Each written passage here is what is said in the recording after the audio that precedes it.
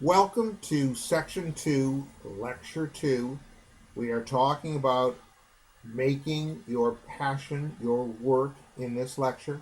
In the previous lecture, we talked about pursuing your passion as a career and how that can really boost your productivity, something you may not have thought about and may not feel is possible for you, but there may be some ways of doing that you have not considered. We're going to drill down a little bit deeper in this lecture as to how you might make a transition from what you're currently doing, if you're not passionate about it, into something that you are passionate about, or just continuing to do what you are already doing, but seeking ways of working with people who are in a field that you find more interesting. We'll talk about that in a moment. But first of all, I want to make this point. We talked in the previous lecture about just looking at your own interests and your own hobbies, things that you do when you have what we call spare time, which is a concept I don't really believe in. I think every minute of the day is valuable and isn't to be wasted. But if you look at the activities that you engage in and the interests you pursue when you are not being paid, that will tell you about things that you're interested in, and those interests and activities are obviously very good clues as to what you might like to be doing all the time for a living. Now, if you haven't embarked upon a career yet, you're a student or you're re-entering the job market, there, or if you're currently in the job market as well, I should add, there are many resources online and offline. There are agencies, there are career counseling opportunities all over the place. So don't hesitate to avail yourself of people who can help orient you towards something that might be a better fit for your passions and your interest in what you're currently doing.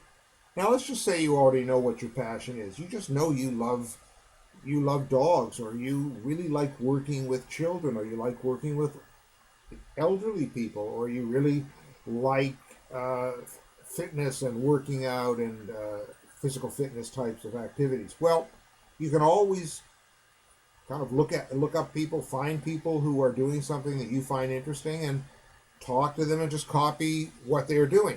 Now, one caveat to that is that you really do have to ask and inquire as to what certification or accreditation is needed.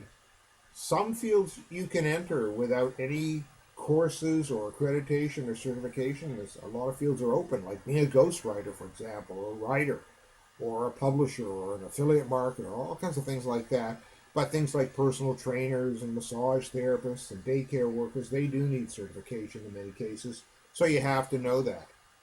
If you don't know how people got to do what they do, find people working in your field and contact them. You'd be very surprised, if you have never done this, how open people are. Why? They like talking about themselves. If you find someone that's doing something that you think would be really interesting, call them up, talk to them on the phone, or even ask if you can take up 15 minutes of their time, buy them a coffee. They'll be glad to talk to you, especially if you frame it in such a way as you see them as a kind of role model. People just find that very flattering, and in most cases will be very happy to share their information with you, share their experiences, and you may even want to offer to volunteer some of your time. And just about everybody can use someone as an assistant, an intern, and especially if it's free, can be very helpful. Now, here's something that you may have never thought of doing. Make a list of all the skills that you have, not the experience that you have, but the skills that you have. Because skills are transferable. Experience might not seem like it is. So, for example, if you've written proposals in a film company, for example, well, if you tell people you worked in a film production company, they may not see the relevance to that experience if it's in a completely different field. But if you talk about writing proposals, well, that's some experience that might be more transferable. So skills, if you're talking about what you actually did as a skill, people can sometimes say, "Oh, I could see that. Yes, we also write proposals." We just talk about the field you were in. sometimes people just have a difficult time kind of connecting the dots between different fields, and they think, well, that has nothing to do with what I'm doing. So make a list of the skills that you have, kind of separate them, if you will, from the actual niche that you're in, and then when you see job listings for fields that you think are interesting, apply, see what happens. You never know. You go to an interview, you may not think you have a shot. You're always going to learn something from the interview process. You're always going to learn something about the types of questions that you're asked and your own responses. And you just never know whether someone might just say, you don't know anything about the field that we're in, but you have skills that could be useful to us, and you seem very trainable, and I just sort of like you. That can happen in a job interview. And you never know. You might just find yourself working in a field that you have no experience in, but you have skills that are of value in that field. So I hope I've made myself clear in trying to differentiate between experience in a particular niche and the skills that you develop in your working career. And if you focus on the skills, you never know who may find them of value. And all you need to end up doing is kind of transferring those skills to the new field. Now, I want to just make a last point here, which is about educating yourself and starting your own business. I personally find that there's far, far too much emphasis in our society and culture on jobs. People are forever talking about jobs. Well, having a job can be very, very unpredictable and unreliable and insecure. Educate yourself and start your own business. This course is really about entrepreneurship. And so I would always emphasize and advise and certainly recommend that people look at ways of starting their own business in a field that interests them, because that is the best way to control your own future. Now, if you are already in a job or career and you just feel like you're just not as productive as you'd like to be, you're not as motivated, can you use that career without making a radical switch into another career? And can you use the career you already have? So again, I'm not talking about using the skills. I'm talking about just staying where you are. You're an accountant, you're a bookkeeper, you're a writer, you're a marketing person, whatever it is.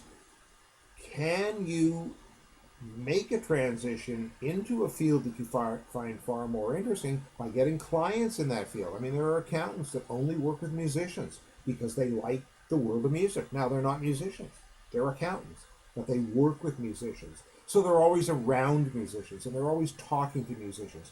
Same with the film industry. You'll find that there are agents, of course, that deal with film talent, whether it's directors or actors, but they're also accountants. There are lawyers that have clients. They understand that industry. They understand the issues of people that work in that industry.